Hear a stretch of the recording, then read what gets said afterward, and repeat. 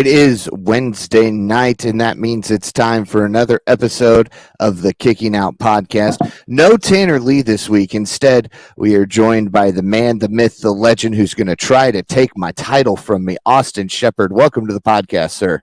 Oh, Paul, thanks for having me. I don't know. Do I call you Paul? Do I call you Moose? Do I call you Rip? You have so many different gimmicks. You can call me whatever you want. Just don't call me late for dinner.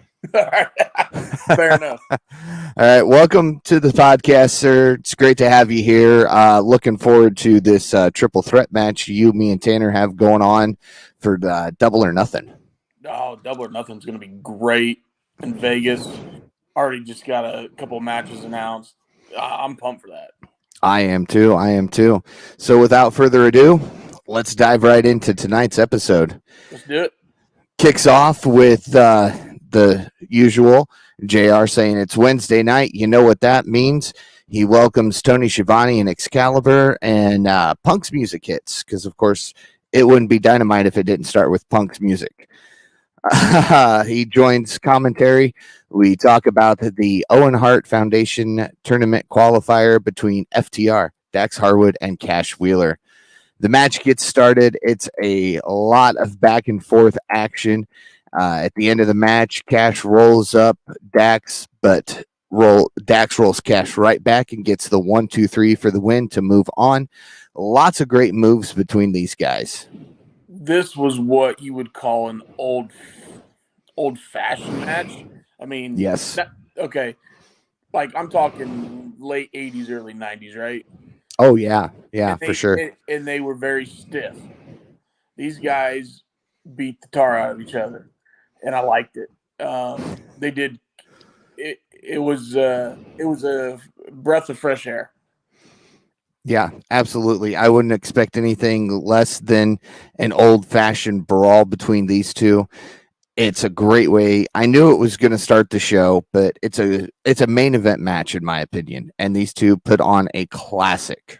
Yeah, I like FTR a lot, and I like him even more. I've been listening to the Renee Parquette podcast, Sessions with Renee, and they were on together, and they talked about this match and how emotional it was, and how they're going to beat the tar out of each other, but talk about two guys that have literally given their whole life to this profession, this sport, and you cannot like them. If you don't like them, then you're not a good person. I'm sorry, I won't tell you that right now. But I mean, just they're real people, and they do this because they love it. They do it. Yes, it's a living, but they do it because they love it, and their performance mean more to them than that paycheck. Absolutely. And this is a type of match that shows that because they held nothing back. I mean, these two will go on record saying they are not high flyers, but they even went to the top rope tonight just to try to put each other down for the count. Yeah, and that last high spot was Dax didn't get all the way around.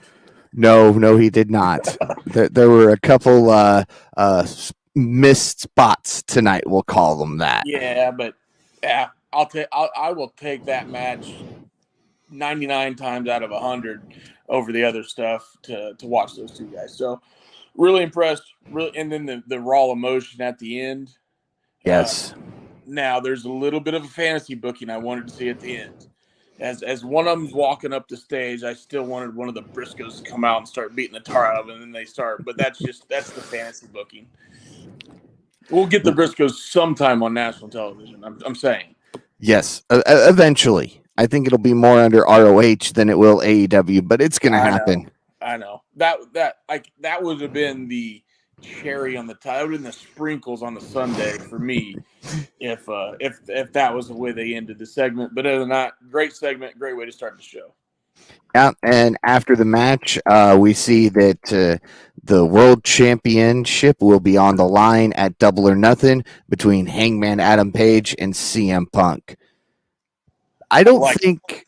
I mean, I know Punk's good, but I still am not 100% convinced they told him ahead of time that they were doing this while he was out there. No, so watching Twitter throughout the show, Uncle Dave, we all know who Uncle Dave is. Yep. Uncle Dave made a post that because of Hangman's positive COVID test, that the show had a ton of rewrites.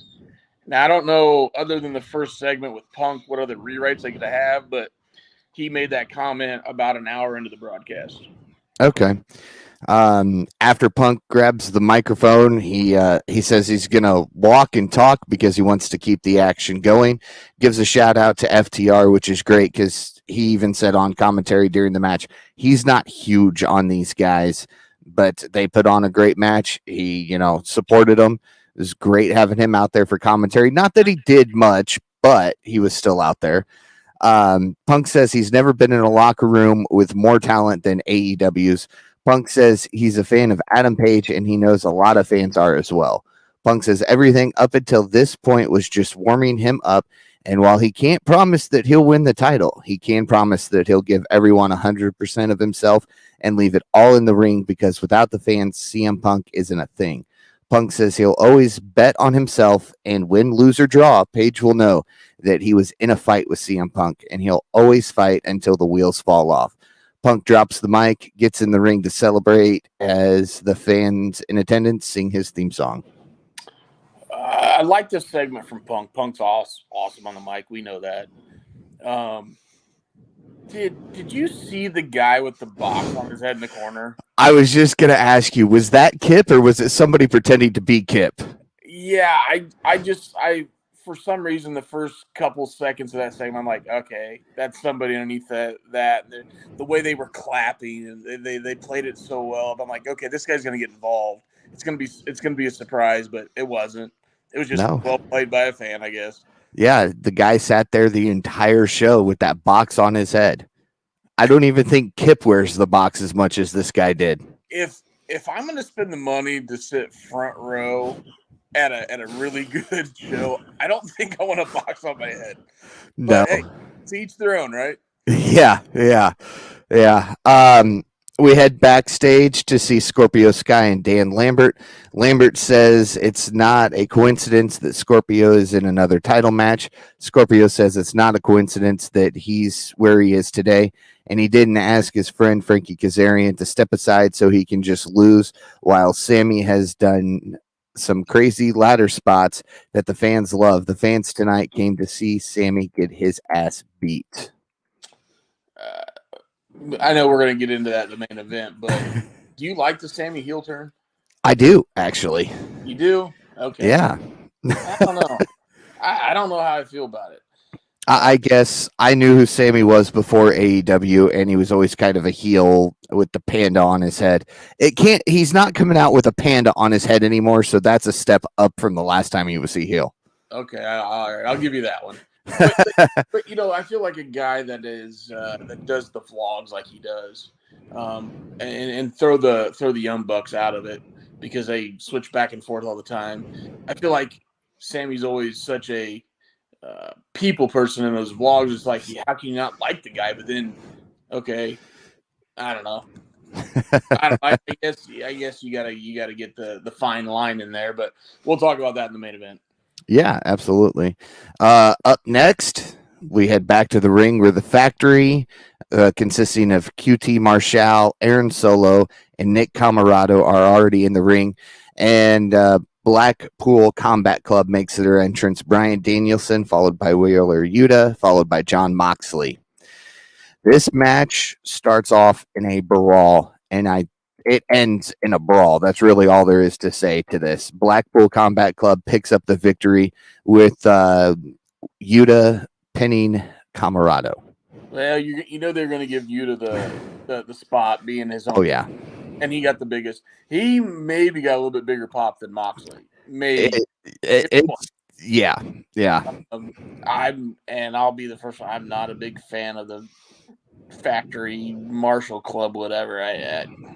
I think Aaron Solo is really good on the indies, but I feel like since he's come here, he's kind of drowned out, and it's whatever. So. And he's another one of those that ends up on Sammy's vlog, and he's a super nice guy, and he loves talking to people, and then you see him in the Factory, and it's like, dude, get out of there. Yeah. I mean, obviously, QT is a good instructor and teacher, and that's why they keep him around, and he does a good job, but he just doesn't do a lot for me. Yeah.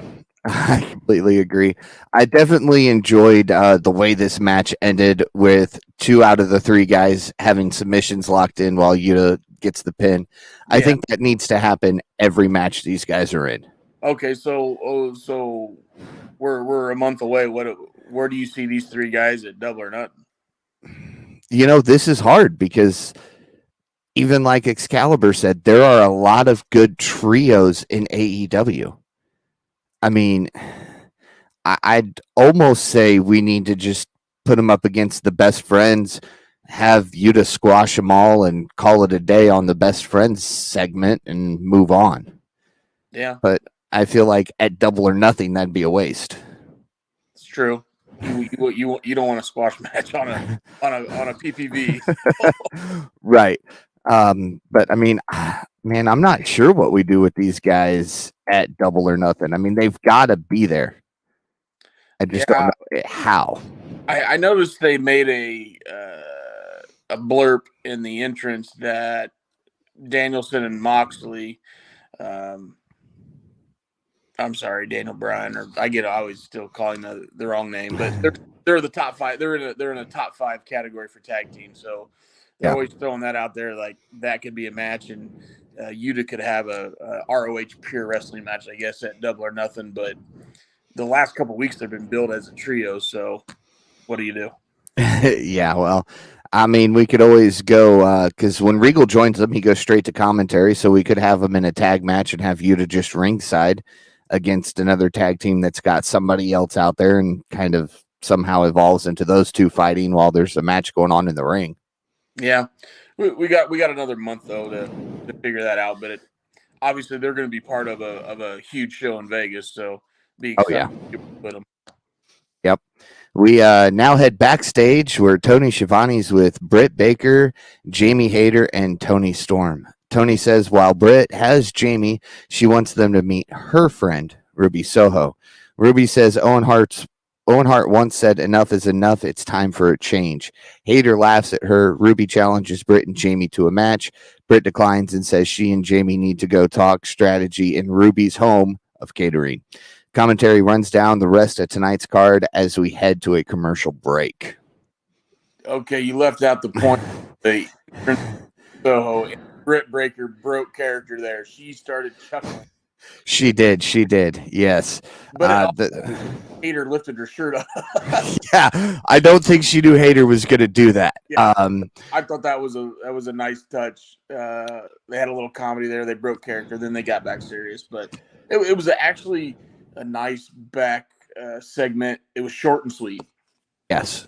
And I like when, I never mind hearing from the talent backstage, but I like it when it's just short and sweet. Give me a minute, 90 seconds, move on, call it a day. Yep, agreed. When we come back from commercial break, it's time for Lance Archer versus Wardlow. And MJF and Sean Spears are shown in a press box again this week because, they don't want to be anywhere near Wardlow. Wardlow gets his handcuffs taken off of him, jumped on by Archer. It looked like Archer was going to start this match strong. Wardlow turned it around. There was a decent amount of back and forth. This wasn't exactly a squash match. It showed that Archer still has what it takes, especially since I noticed on his nameplate when he came down, he has the most singles victory in the men's division at 49. Yeah, and they made a big deal for Sheeta for getting 50. Yeah. I remember she got a plaque and everything. They made a big deal. But if you notice the way we see Archer is he loses the big matches on Dynamite or a pay-per-view. Obviously, he's getting a lot of dark, which is fine. I don't know. I watched a lot of him in New Japan before. I was pretty excited when he came to AEW, but I don't know. He just doesn't do much for me. And I think Jake the Snake's great, but I feel like they don't use him either. Yeah. And obviously you knew Wardlow was going to win this match leading into the feud with MJF. And side note, I'm pretty sure that bottle that Spears was drinking was Welch grape juice, not champagne. Probably it's Sean Spears. I swear the label said Welch grape juice. I'll have to go back and look. Another thing, you were talking about Jake being great and they're not using him very much. He looked so out of place tonight. Like he was just randomly grabbing at the ropes and grabbing at Wardlow and Archer, never touching him or anything. It's just like weird little, like I'm trying to get you grabs. And it just didn't make a lot of sense to me. Yeah, I don't know. I think the partnership of those two have run its course, and there's got to be a younger talent that could use the Jake in his corner, and get over more than the Lance Archer. Lance Archer can get over on himself. It was given the opportunity. He's put on some great matches in New Japan. The Moxley Lancer match in New Japan for that United States title was awesome. It was hard. It was strong style, but this next you're here with Wardlow and the MJF, and Archer was just kind of a side note. Yep. After the match, Wardlow gets handcuffed. We see MJF and Spears again head to a commercial break. Come back from break as the Jericho Appreciation Society makes their way down to the ring. They say Tony Khan gave JAS time to talk because that's sports entertainment and that's what's best for business. The Aang refers to the fan base as the AEW Galaxy, and they said that there won't be any physicality in the ring. Eddie Kingston, Santana, and Ortiz make their way to the ring. Eddie, Santana, and Ortiz toss the chairs, which Eddie struggled to toss the chairs. Yeah, that's exactly what it was. You could see it. He was so pumped and ready to go. He's like, chair. Oh, wait, it didn't go. I need to, Jericho tells the crowd to stop chanting for Eddie and says the earth is 4 billion years old and everyone is lucky enough to live in the Chris Jericho era. And the people pay to see JAS, and Eddie, Santana, and Ortiz took that away from the fans of Pittsburgh last week when they were banned from Rampage. Ortiz flips off Jericho after Jericho asks for an apology from Santana and Ortiz. Santana does the same thing and says Jericho's problem is that he turned his back on the two guys who knew him best. Garcia says Santana and Ortiz think they're tough, but their threats don't mean a thing because they can't hit him. Eddie says to cut the crap and says he hates sports entertainers. Jericho says it's 5-on-3. There's not a damn thing they can do about it. Jericho says JAS is putting a hit on Eddie, Santana, and Ortiz. And Eddie kind of flew off the handle here, got up in Jericho's face, and says, in my world, a hit means you end things. Jericho tells Eddie to hit him because he wants him to be fired, and AEW is his last chance at being in a company. Jericho calls Eddie a bitch. Eddie asks Jericho if he's prepared to put a body in the ground because they've already done it and they'll do it again. Eddie drops the mic. He, Santana, and Ortiz exit, and we see another video package hyping up tonight's TNT Championship match. Your thoughts on the JAS segment? There's a lot to go over there. A lot. First of all, Eddie's awesome. Eddie's real. There's no show there. Right? He has so much passion. You talk about a guy that lives his character. I don't even know if it is a character. I think that's just his person. Yeah.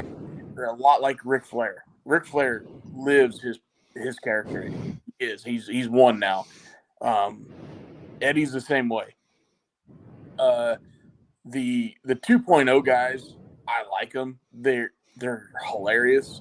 And I didn't realize this, but Daniel Garcia actually had a couple matches on 205 Live. So if you think about it, all 5 of those guys are ex-WWE guys. So I kind of like the sports entertainer, the AEW Galaxy. It's all kind of ribs. So I like that. That was entertaining. And Santana Ortiz, they just want to fight. Yeah.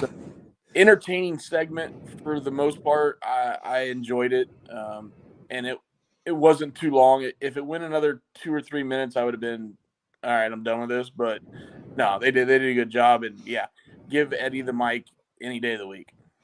Yes, you talk about Eddie living his character and that being real. You could see that as his face just got a deeper and deeper shade of red the longer he went on and the angrier he got, because he's even stated, and so is Jericho, they truly do not like each other backstage. So a lot of what they're saying to each other is truthful.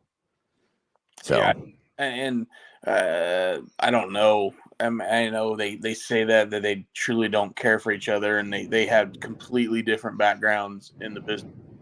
You talk about Eddie, who has scraped and clawed on the low independent circuit for years, and Jericho even took a jab that this is his last chance in the business. He's been kicked out of so many organizations, and there's probably a little bit of truth to that, just because Eddie doesn't hold back. He's gonna tell you what he feels. He's not gonna sugarcoat it. So, I noticed that little jab from Chris tonight, which, hey, it got me hooked. I was entertained. They did their job. shirtless Hager, though, like, what is the point of this? I mean, I know they're trying to show he's built, ready for his next fight, but it's getting a little old already. I mean, everybody else is wearing white tonight, and then you got Jake in maroon pants and no shirt. Yeah, okay, so obviously before he goes on stage, he's wearing a shirt and he's wearing maroon joggers and Vans. Okay? If you're going to go down and do a performance where you don't talk and you don't get physical, why do you need to take your shirt off? That's just me. Okay? But yeah, the guy was wearing joggers, maroon joggers and Vans and no shirt. He's not good on the mic. I think he's good in the ring. Yeah, let him go playing Bellator, and hopefully he keeps winning so he doesn't make them guys look bad. Right. Up next is the insert city name street fight. It's the Philly street fight this week between Hikaru Shida and Serena Deeb. And finally, we got a street fight that was done the way it's supposed to be, which is closing the chapter on these two. A lot of back and forth action. Serena picks up the victory off of the Texas Cloverleaf as Shida tapped out. This match had some strong moves. Just the first start, I think it was a shoulder block, and then there was a drop kick on Shida, and it was stiff. And then at the end of the match, you could tell Deeb had a heck of a shot. He's something worse. I almost looked like, it was swollen for sure. Yeah, it was a knot, and you hope that she didn't do any like break an orbital bone or anything, but that's gonna look colorful in the morning. But they beat the living tar out of each other. Yeah. And just think that one shot to Deeb's face that got her that knot wasn't even intentional. It was during the time that Shida was blinded by the powder, and she was just spinning around, and I don't think Serena was standing where she wanted to be standing, and instead of it clipping her shoulder, it clipped her right in the side of the face. Yeah, it was tough to watch, actually. Very entertaining match by both them women. Enjoyed that. I'll be the first one to say, and Tanner always gets mad at me for saying this, or not mad at me, but he always shrugs it off. Some of the women matches in AEW just not good. No. This one was great. This one was entertaining. This one got you hooked. Enjoyed this one. Yeah. No negative thing you could say about this match, unless, obviously she got really hurt in the end, but enjoyed it. They did their job. Like you said, they put the final stake in the coffin, into the chapter type deal. She'd have had some interesting ring gear, I thought, tonight for a street fight. Yeah. But I don't know. The crowd, when she dumped the water on her face, I think the crowd got a little too excited with the top that she had on, because they were chanting H2O. Yeah. What do you expect? But other than that, yeah, no, those women laid it all out, and they did a hell of a job.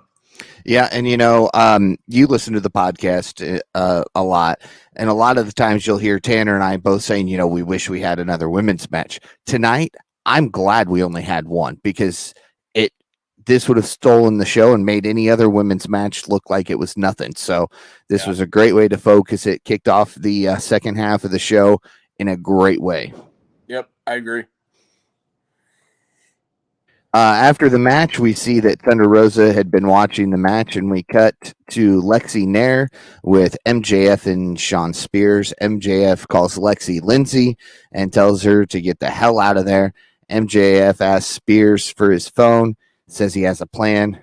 MJF asks someone on the phone how they'd feel about making six figures for one match, to which the person apparently accepts because MJF hangs up and says next week, Wardlow will face someone who's bigger than him, stronger than him, and smarter than him, and you can't teach that. Clearly, back open. Yes. I mean, clearly we know who this is, but Morrissey's coming to AEW. Mystery opponent. Oh, sorry. No, it's Morrissey. I mean, it's clear they're just not gonna tell us that this week. I like that guy. I know he had some issues in the past, but sounds like he's doing really good in Impact. He had a really entertaining match over the weekend where he teamed with Jordan Grace in their Rebellion show.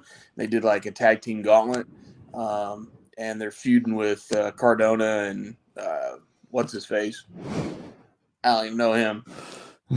I just like Cardona. I don't like Myers, Brian Myers, whatever. Yeah. But they had a really entertaining match. They had a lot of good spots in it, and tag team wrestling and Impact is really good right now, I feel like, but that's a whole nother conversation. But to see Jordan Grace and Morrissey tag and be very entertaining and very good, yeah, bring him into AEW. I think he could be a future star since he's got his stuff together and doing good. All right. Well, I know I'm looking forward to this next week, but and if it's not him, MJF got us again, and he's just that damn good. Yeah. So he's better than you and I. And we know it. Back from break, the lights go out. We see Fuego del Sol laying in the spotlight. Malachi Black, Brody King, and Buddy Matthews walk up and attempt to remove Fuego's mask, but Alex Abrahantes is in the ring and says it's time for House of Black to get blindsided. Says that it's never a good thing, and it's I forget the exact term he used, but you don't take the luchador's mask off. Penta's music hits, and he kind of points back to the tunnel. Pac's music hits, and then Alex Abrahantes walks out as well, which means the man in the hood that we thought was Abrahantes turns out to be Ray Phoenix as he makes his return. Malachi and King leave as Ray goes to swing massively with that shovel. Buddy Matthews blocks it. Everybody just kind of brawls for a little bit, ends up with Death Triangle standing tall, celebrating in the ring. But it seems like the House of Black was kind of halfway anticipating this because they all had smirks on their face. I mean, Buddy was straight laughing.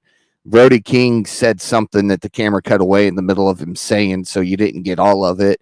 And just the look on Malachi's face, they kind of were waiting for this, maybe not tonight, but they knew it was coming sooner rather than later. Yeah, I really like this segment. The House of Black laughing that off, I thought was great. It doesn't make it look like they got beat up and ran away. Right. Awesome that Phoenix is back. He got some of his moves in. And I was just thinking about that when I was watching this, and he's flipping around, jumping off of ropes, and then they did the trios dive at the end there. And I'm thinking, I just love this show because FTR did an old school match, okay, and we loved it, and then all of a sudden you get this. So you're literally getting the best of all of wrestling can provide. It's not just all flips and this and that. but you're getting everything. So it made me really appreciate the start of the show, and then you get a little bit of your luchador style wrestling there towards the end. So yeah, awesome segment, and obviously you're looking at a trios match or something like that coming up at Double or Nothing with these guys. Yeah, and you said you were excited that you kind of got to see Ray's moves, and at the same time, I'm going, dude, you just got back. Every time you've gotten injured, it's been because you've done extra flips and move jumps and all sorts of stuff that doesn't need to be done. Be careful. It's your first night back. Yeah, he doesn't care. He doesn't care. He doesn't No. care. Tanner and I used to joke that he's trying to see how far he can launch himself into the fans, and maybe one day he's going to make it to the second tier. Well, they're running bigger arenas now, so he's not going to do that. Maybe at Daly's place he can get to the second row or to the second tier, but not some of these bigger arenas. You're right. No, but yeah, like good to see him back. Good to see him obviously healthy and getting some spots in, and yeah, that's going to be a good program here for the next month, building up to Double or Nothing. Absolutely. Up next, Excalibur announces that Swerve Strickland will face Darby Allin in an Owen Hart Foundation tournament qualifier this Friday on Rampage. Tony Schiavone's backstage with Swerve and Darby. Swerve says he's looking forward to turning Rampage into Swerve's house again this week. Darby says Swerve can't keep coming into companies and saying it's his house. Darby says AEW is his house, and this Friday he'll show Swerve why the Owen Cup is Darby's tournament. And then we go back to the ring for our next matchup. But before we get to the matchup, this is another one of those segments. Short, sweet, to the point. I loved it. Yeah, I think those two guys are going to put on a good match. And don't hate me for saying this, but I like seeing Darby without Sting. Yeah. And I'm so glad Darby's over the feud of the House of Hardy or House of Andrade or whatever that it was. I'm glad that I didn't care that at all. But no, I think Darby and Swerve could put on a heck of a match. So yeah. And that one. And I'm right there with you. Sting and Darby's team up is great, but sometimes it's nice to just see Darby by himself doing what he does best. True. So what if we get let's put on the fantasy booker hat. I tend to do this a lot. So next week we get the match and Sting costs Darby the match, and then we get a Sting Darby payoff match at Double or Nothing. I have wanted to see these two go at it. I think that's how it needs to end between these two. Either Sting needs to just say, look, we need to do something where Sting says, look, you don't need me anymore. Go out there, show off what you've got. Or it needs to be a turn somehow where these two battle it out. I am right there with you. I mean, Sting's giving him the rub. Okay. He's done that as the veteran, as the legend, as the Hall of Famer, et cetera, et cetera. But there's got to be a payoff to it at some point. So, yeah, might as well be one of their biggest shows of the year. Or, you take this battle into Double or Nothing. He costs him a Double or Nothing, and then you make it into the All Out here come Labor Day weekend. So, I think you're going to see it this year. He's 63 years old. He's going to have his big payoff match at some time. Yes, and he needs to stop jumping off of everything and giving all the people who've watched him have neck injuries time and time again, heart attacks. Yeah, he's nuts, and good for him that he can still do it. We appreciate it, but again, he's 63 years old. He's the same age as my father. Yes, yeah. My father can barely play around at golf without getting hurt, let alone be. Yeah, right there with you. Up next, the Undisputed Elite takes on the Varsity Blondes, Dante Martin, Big Shotty Lee Johnson, and Brock Anderson. And we've got Arn Anderson and Julia Hart ringside. And first, I got to say, Julia Hart was in all black tonight. They barely showed her, and the one scene they did show her, you can see even more of that black coming down. Well, you notice she had her back to him. The whole match. She had her back to him, eye patch on, black like you said. Yeah. It's a matter of time.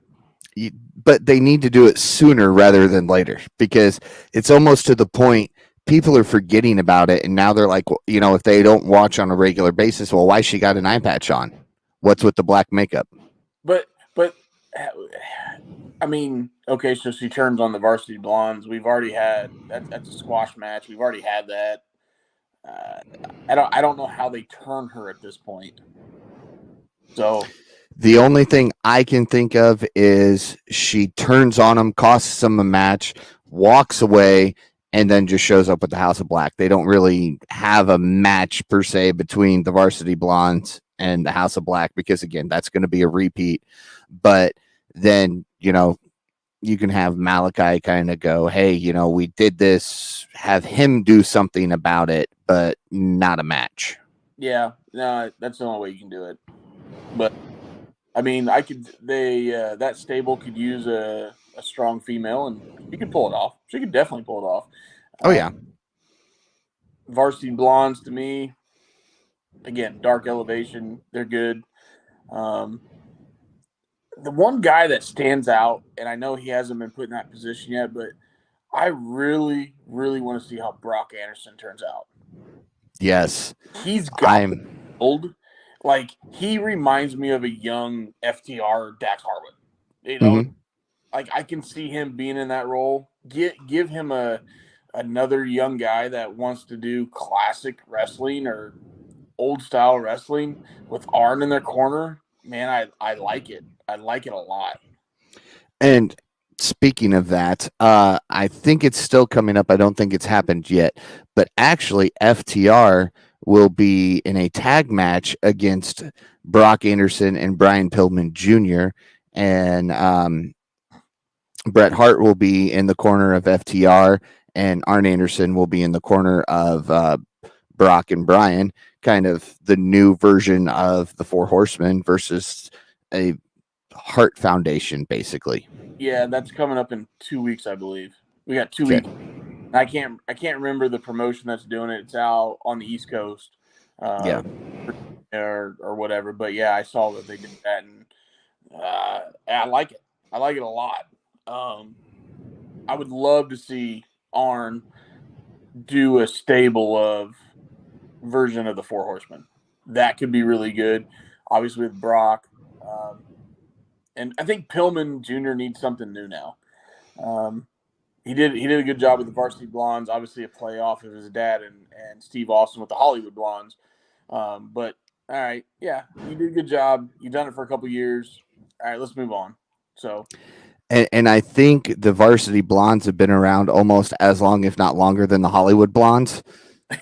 Yeah. So, I mean, I if they're going to break them up, let's not do kind of the same angle we did with the Hollywood Blondes breakup.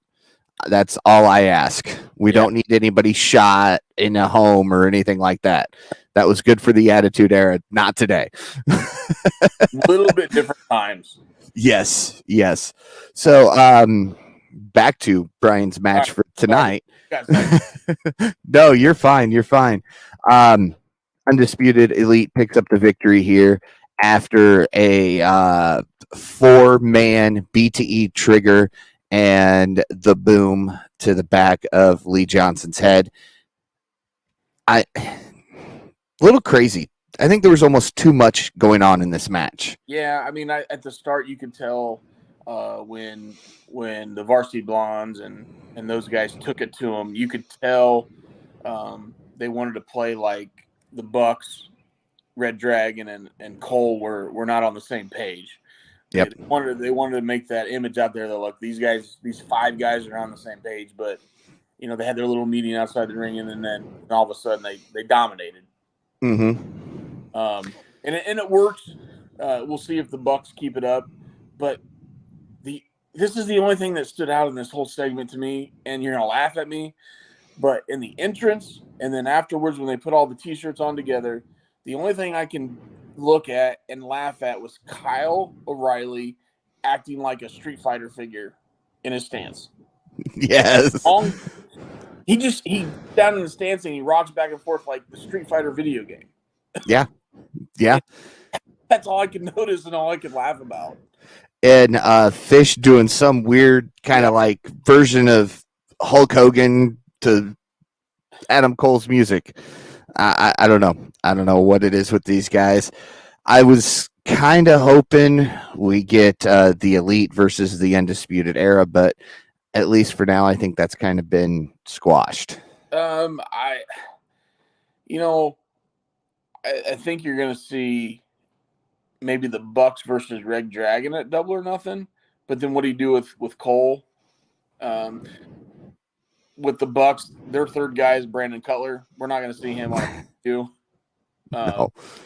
So yeah, I mean, again, we got a month to see where this goes, but yeah, there's some potential there. I just hope they develop it and do it the right way. Yeah, see, I was kind of hoping that the Bucks would still kind of be standoffish, and then like the go home show on Dynamite, Omega shows up, and we get a 3-on-3, Omega and the Bucks versus Cole and Red Dragon. Yeah, I kind of thought that, and then I think a week ago I read a thing where Omega's still not going to be ready for Double or Nothing. Yeah, maybe for the Forbidden Door show, I think that's in June. Yes. Which that would be a perfect fit for him since that's where he came from. But yeah, I don't think you're going to see Omega Double or Nothing. No, unfortunately. After the match, everybody puts on the Undisputed Elite shirts, and we go to commentary, who's immediately says, "We need to take cameras backstage." Santana and Ortiz are down in the parking lot.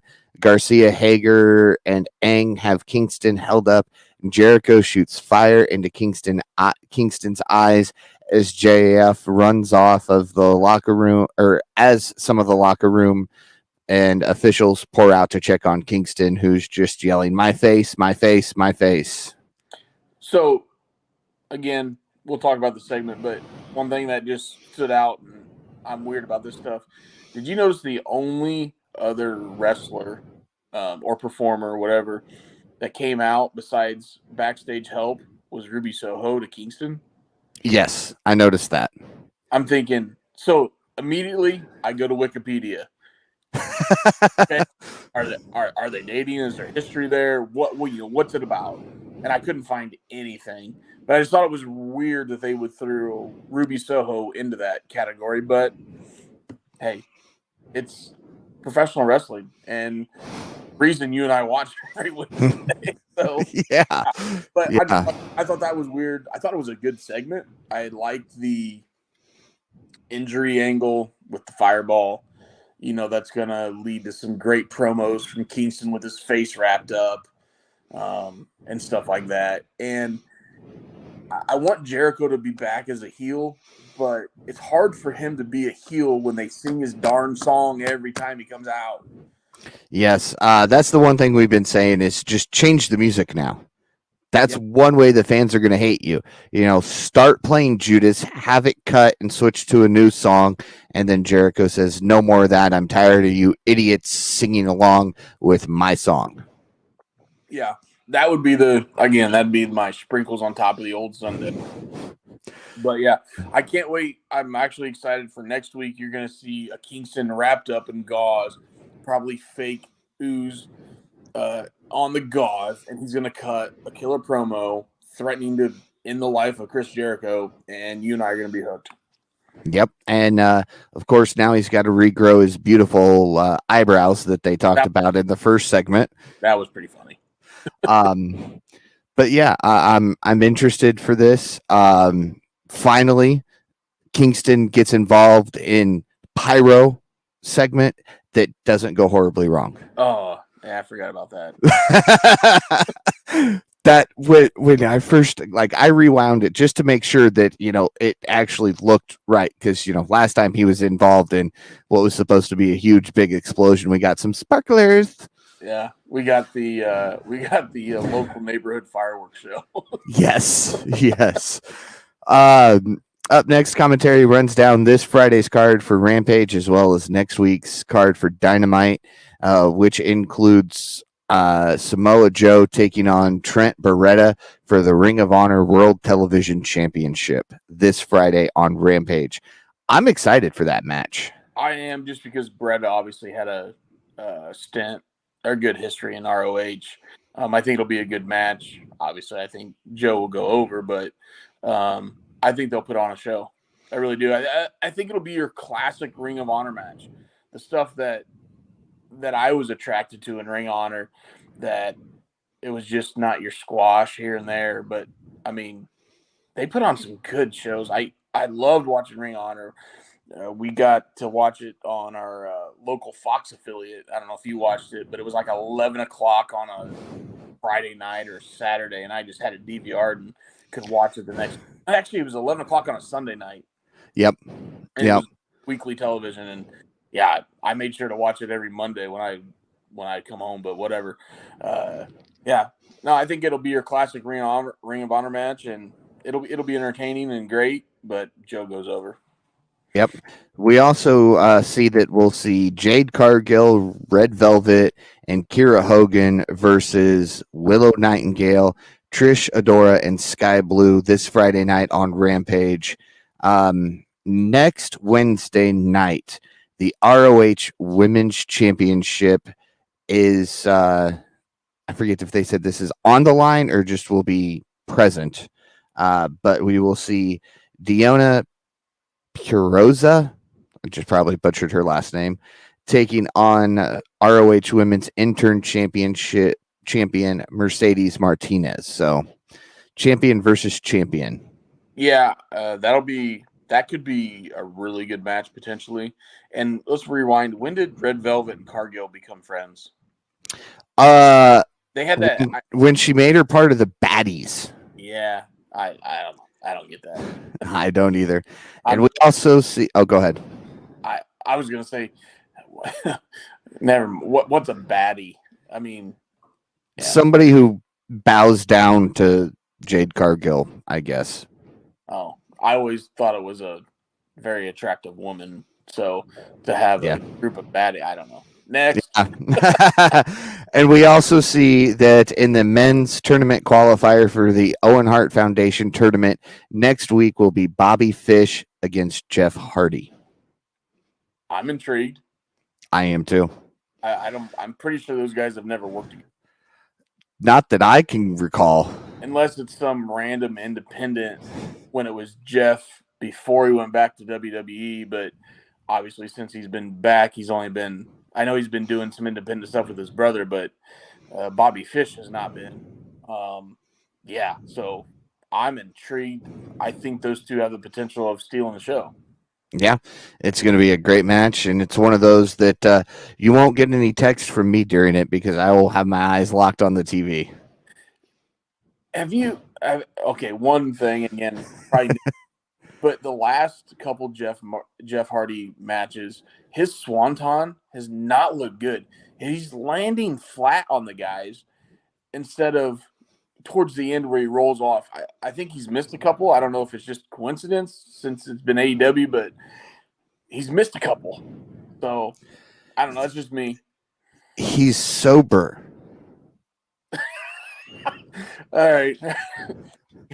Cheers to that.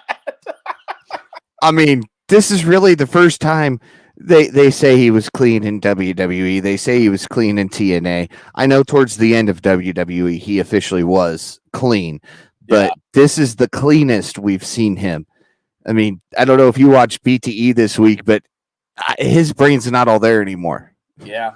I mean, the guy did literally leave in the middle of a match in a house show, and there was a videotape of it. But, I mean, hey, if he's clean and his mind's good, his health's good, okay, tell him to work on his swanton a little bit because it looks like he's hurting himself more than anybody else. Absolutely. But that's probably been his MO his whole career because he's taking a little bit of a bump here or there. Yeah. All right, it's main event time. Sammy Guevara taking on Scorpio Sky in a ladder match for the TNT Championship. Another ladder match for the TNT Championship. It shows that Excalibur made a comment that his last ladder match was he beat Cody Rhodes. I thought it was weird that they brought Cody Rhodes up. But the way Excalibur said it, he's like, Cody Rhodes. Yeah. I mean, I know Tony's open to working with anybody in the world, and I love that. But I don't know, maybe too soon? Maybe too soon? I don't know. I think it's a little too soon. And I think it was, thinking of this match going into it, I thought it was completely too soon to have him in another ladder match, because I thought the ladder match between him and Cody was phenomenal. It was great, was entertaining, had big spots in it. I'm like, dude, you're what, less than 2 months from that? You can't top it. They tried, they did their damnedest, and it was a very entertaining main event. And let's go straight to the spot that both of us were like, oh no. Right before picture in picture, Sammy jumped off, barely caught Scorpio Sky, landed, I'm pretty sure, on his shoulder and his head. Yeah, I figured his shoulder was dislocated. Yeah.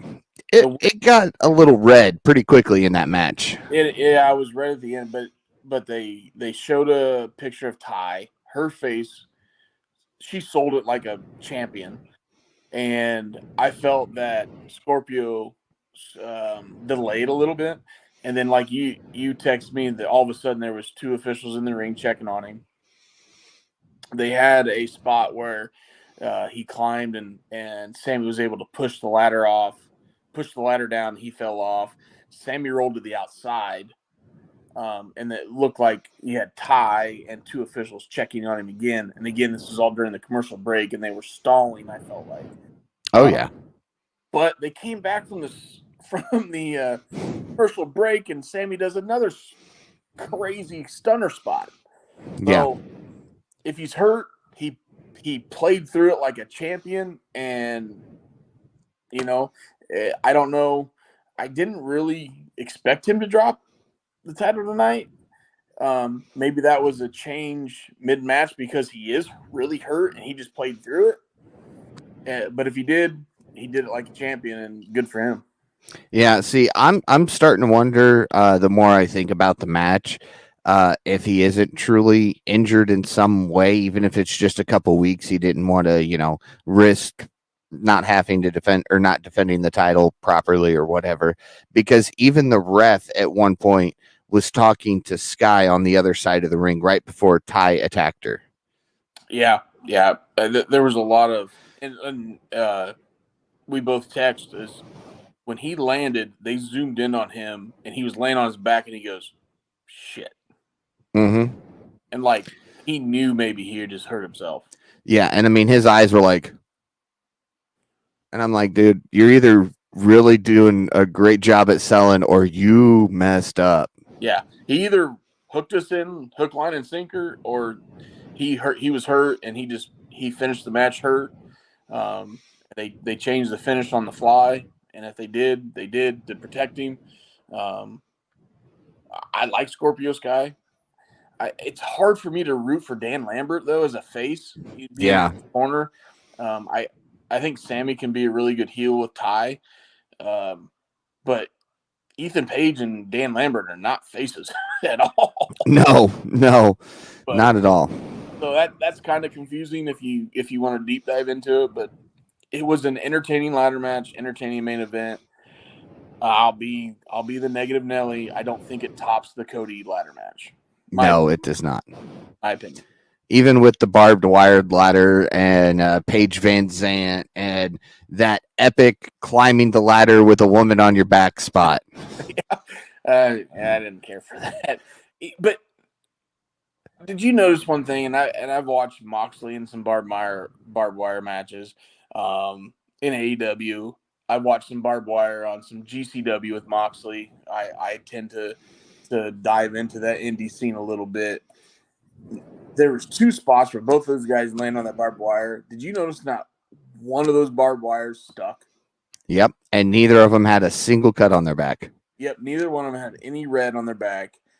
Not saying that they wimped out. It could have been the luck of the draw, but yeah. I mean, remember the Omega Moxley had tons of barbed wire, and both of those guys stuck. These guys didn't. So Even take it back a couple 2 weeks ago now. Adam Cole, Hangman Adam Page. We got barbed wire, and that stuck. Oh yeah, there was red, there was color, but we didn't see any color here at all, and I don't know, thought it was weird. Again, I could be nitpicking, and I could be just being critical, but nope. Yeah. When you see barbed wire, oh god, you're gonna see color. But Yep. You did. Yep. And if Paige Van Zant's going to be throwing kicks, she needs to. Her and Ty both need to learn to get a little closer to each other, because when they did those double kicks, I mean, they were like that far apart from each other. There was a little bit of a but yes. you know what? They were you as a viewer were focused on the two wrestlers trying to climb that ladder. So yeah. Yep. It worked. Obviously we're gonna see a Paige Van Zant Ty Conti at Double or Nothing. Yeah, because I don't think that's when we'll get the mixed tag match. No, I think you'll get the mixed tag match before that, but I see they're going to push Paige a lot just because of her name.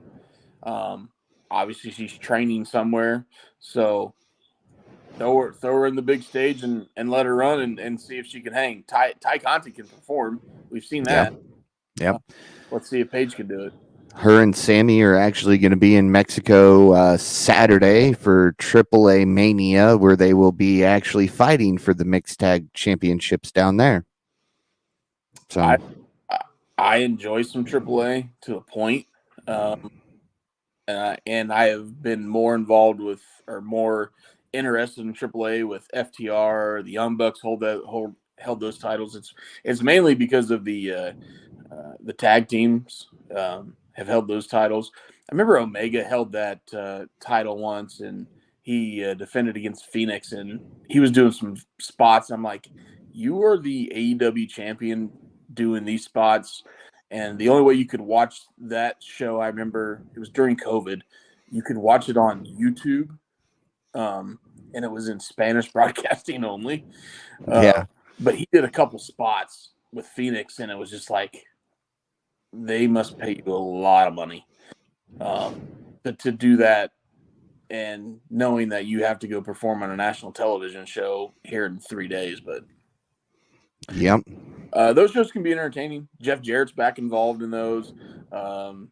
He's got a guy from GCW, Gringo Loco.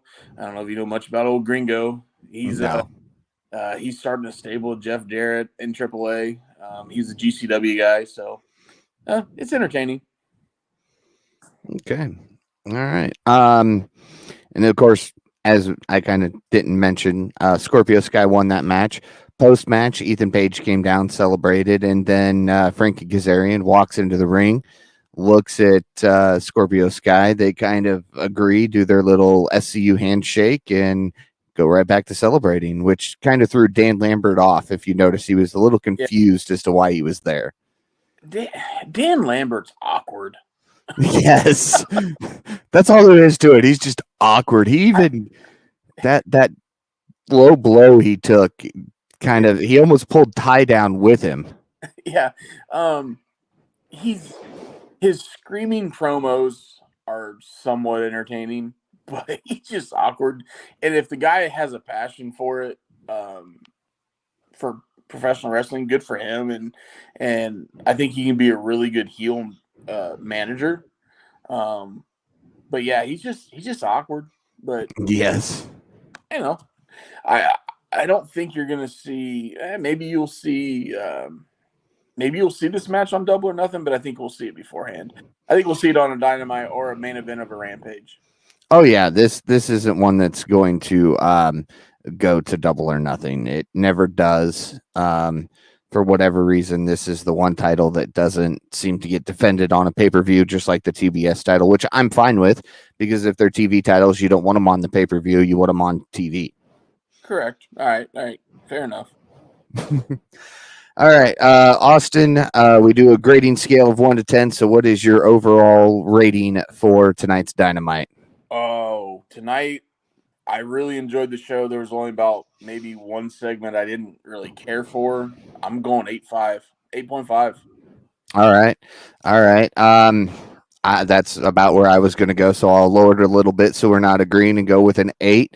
It was a solid show. I mean, it is really hard to nitpick on too much. Like you said, a couple segments that were a little off, but other than that, it was a solid show tonight. Yeah. So give me your wrestler of the night.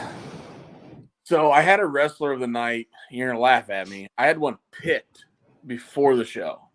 Okay. And I'll explain that later. But after watching the show, Dax Harwood. All right. Done. All right. All right. Well, you know what? Now I've got to figure out who to go with because you stole mine, and I can't agree with you on both things because then Tanner's going to get all mad at us and be like, "What is this? Is this going to be a 2-on-1 handicap match, and you're going to somehow share the title?" I like to pick on Tanner. I'm not gonna lie. Well, yeah, he's easy to pick on, especially right now. Oh, I don't know. I'll go with a loser and go Sammy Guevara just because either he's injured and worked through it or he sold it and hook, line, and sinkered us. Yeah. Either way, he wins. I agree with that. That was a good. That might have been my second pick. I'm gonna go off on a rant like I've done twice today, and I apologize. You're fine. But the wrestler the AEW wrestler of the week I was gonna pick before this, and he's a 16-year-old kid named Nick Wayne, and he's signed to a developmental contract with AEW, and he wrestled two GCW shows this past weekend, and he's awesome. He's, again, for a 16-year-old kid, he does a great thing, and I love that that AEW made a thing that he has to graduate high school for this contract to be valid. Nice. So, yeah, he's wrestling on the weekends, but you better make sure you finish high school before you start actually getting that. But I watched 2 of his matches this weekend. Kid's awesome for a 16-year-old that weighs, right now he weighs $125. But that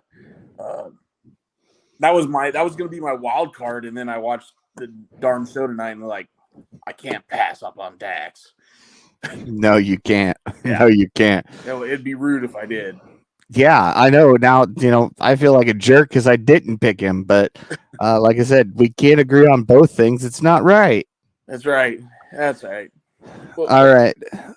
Go ahead. No, I just thought that whole picking Dax and, even Cash performed awesome too. He could almost been a second pick, but yeah. If this show didn't have anything else but that opening segment, I still would have been happy. Yeah, I'm right there with you. Any final thoughts before we wrap up?